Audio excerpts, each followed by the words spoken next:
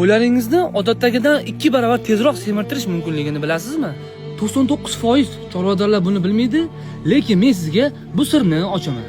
Ratsion balansida 3 ta oltin qoida bor. Qo'ylarni semirtirishda eng katta xato ko'p yem berish. To'g'ri ratsion bo'lmasa, qo'y ortiqcha ovqat hazm qila olmaydi va semirish o'rniga kasal bo'ladi. Mana 2 barobar tez semirish uchun oltin formula. Birinchisi protein, mushak massasi uchun. Arpa va soya shuroti. Ikkinchisi energiya, tez vazn qo'shish uchun. Jo'xori yorma, bug'doy yorma va arpa. Akkincha arpani butunligicha bering. Su, vitamin va minerallar, hazm va immunitetni kuchaytiradi.